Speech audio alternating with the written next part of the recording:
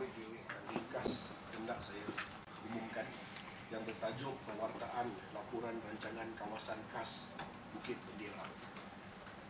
Saya baca penyediaan draft Rancangan Kawasan Khas Bukit Bendera Pulau Pinang ataupun RKKBB yang disediakan di bawah peruntukan Seksyen 16B Akta Perancangan Bandar dan Desa 1976 Akta 172 merupakan satu plan induk terperinci yang akan memandu hala tuju dan masa hadapan Bukit Bendera Pulau Pinang. Dan ini mengandungi idea-idea formal ataupun cadangan bagi menjadikan Bukit Bendera sebagai destinasi pelancongan yang unik dan penyelesaian Bukit Mampan. RKK Bukit Bendera berfungsi sebagai plan induk untuk tindakan untuk meningkatkan lagi kedudukan Bukit Bendera sebagai destinasi pelancongan yang berbeza dan unik, namun pada masa yang sama terus melindungi landscape semula jadi dan warisan kebudayaan. RKK Bukit Bendera menggunakan pendekatan penyertaan dalam penyediaan dan mengambil kira pandangan penduduk dan pihak berkepentingan. Siri perbincangan dan perundingan dengan pihak berkepentingan yang melibatkan masyarakat setempat, wakil-wakil perniagaan, agensi kerajaan, persatuan-persatuan dan pertubuhan-pertubuhan bukan kerajaan telah pun dijalankan. Peruntukan perundangan untuk penyediaan sesuatu rancangan kawasan khas adalah di bawah Akta Perancangan Bandar dan Desa 1976 Akta 172 yang melibatkan beberapa subsection yang adalah antara lain Seksyen 16B 1, 2 dan 3. Ini adalah peruntukan perundangan yang mana saya tidak akan baca, tapi ini menggariskan apa yang perlu dibuat untuk satu rancangan kawasan khas dikeluarkan. Untuk rancangan kawasan khas Bukit Bendera Pulau Pinang, program seranta dan pendengaran awam bagi draft RKKBB telah diadakan dari 14 November 2013 sehingga 11 Disember 2013 dan tiada permohonan perlanjutan tempoh bagi program seranta ini. Pameran tersebut telah diadakan di dua lokasi iaitu di Komtar dan juga di stesen bawah Bukit Bendera. Dan hasilnya sebanyak 27 borang bantahan awam berbentuk pandangan, bantahan dan cadangan. Berhubung draft laporan ini telah diterima daripada individu, badan profesion dan NGO. Manakala untuk jawatan kuasa siasatan tempatan dan pendengaran awam yang mana diperlukan menurut subsection 16B tadi, ia telah dipengerusikan oleh Yang Berhormat Datuk Haji Muhammad Yusof bin Wazir, Timbalan Setiausaha Kerajaan Negeri Pulau Pinang, dan dibantu oleh Yang Bahagia Datuk Ang Chu Hon, Perunding Perbadanan Bukit Bendera, Profesor Dr. Francis Loh Kok Wah, Pensyarah Pusat Pengajian Sains Kemasyarakatan USM, Arkitek Parama Nathan daripada Nathan Jones Arkitek, Yang Berhormat Puan Yap Suhui, Adun Pulau-Tikus, dan Tuan Ahmad Cik, Wakil NGO.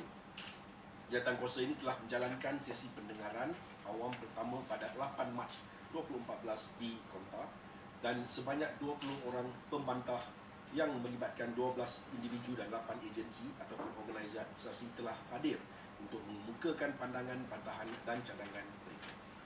Mesyuarat Jawatankuasa Siasatan Tempatan dan Pendengaran Awam ini kemudiannya menyediakan laporan putusan Jawatankuasa Siasatan Tempatan dan Pendengaran untuk dibentangkan kepada Mesyuarat Jawatankuasa Perancang Negeri pada 16 Februari 2015 dan ia telah diluluskan dan disahkan pada tarikh yang sama dan juga 26 Februari 2015. Keperluan bagi mendapatkan kelulusan rancangan kawasan khas Bukit Bendera adalah bertujuan satu, memenuhi keperluan Seksyen 15 Akta 172 iaitu mengenai kelulusan ataupun penolakan satu draft rancangan kawasan khas.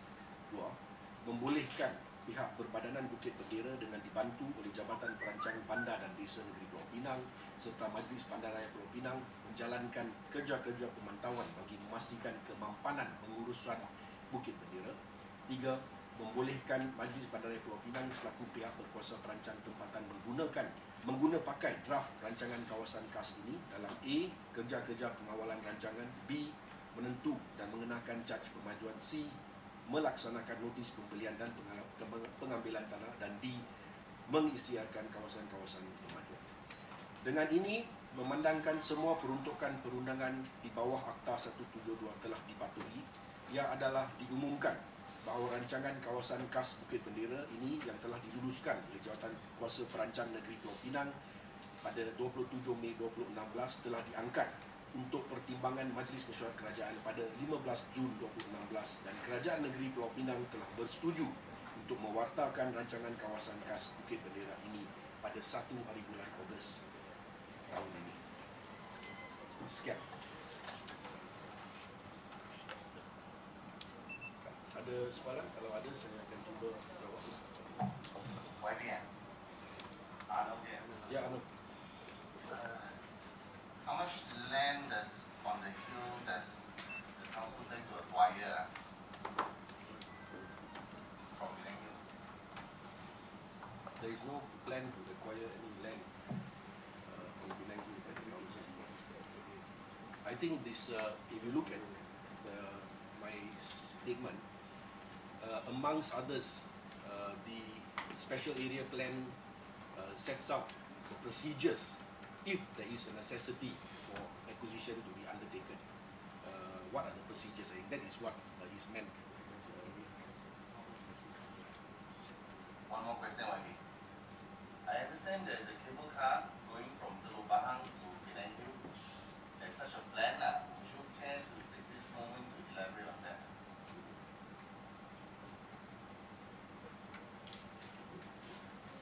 No, the plan is still subject to approval from the federal government. So we are waiting the federal government.